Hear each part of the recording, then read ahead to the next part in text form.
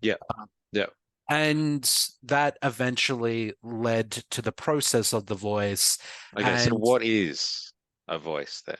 What is a national voice? What is a voice to parliament in essence? So it's just a committee or a group of representatives that then provide like an advisory role, like an advisory panel to the parliament.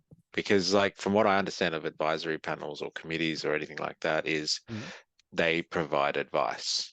So they might make a recommendation, but like there's nothing there in terms of having to carry out someone's recommendations or advice. It's like kind of written on the record and, it's just business as usual after that. So tell me where I've got that wrong before I ask. well, look, you are right in the sense of what. So let's start with probably the head honchos that are going to be part of the voice to parliament. So the national voice. So these are, you can probably see it in the graph there.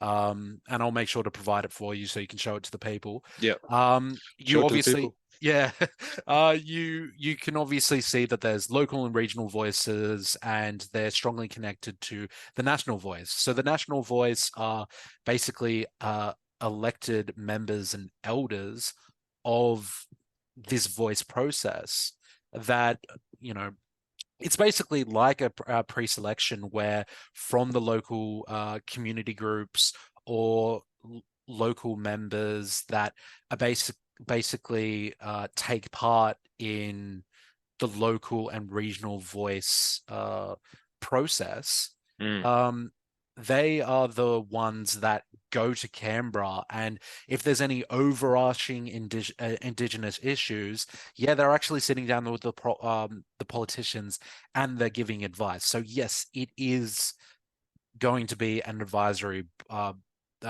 like an advisory board, and it's not going to be a third arm of parliament as some people confusedly thought it was going to be. It's basically just an advisory to the Australian Parliament and the Australian government. Mm. What I think is also important is that it's actually from that national voice that do the overarching stuff. So if there's policy X that is 100% going to influence all of the different mobs in Australia, they are the ones that are basically steering the ship of that committee and all of that. Um, this has a lot of similarities of what I was what we've talked about previously Yeah. with with how labor structures itself, with at least my experience, is that the local and regional voices, um, at least in my research, they actually, yeah, like I was saying before, they're the community groups, they're the members that kind of want to be involved in this process, where what they do is if there's any sort of local issues or regional issues, because that's the thing. There's going to be a local voice that's in an urban area. There's going to be um, a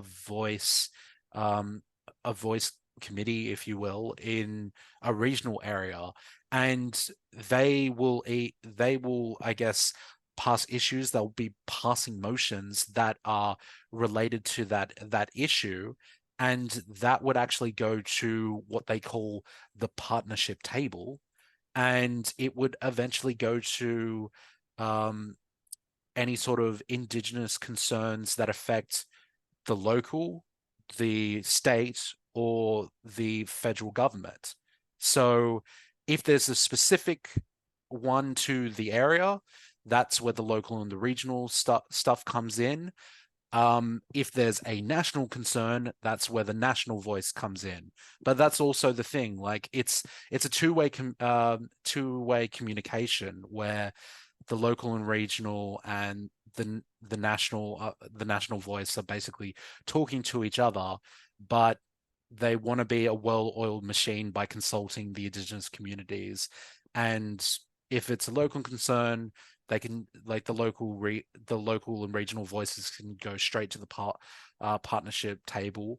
But if there's a national concern, that basically can get hashed out in Canberra.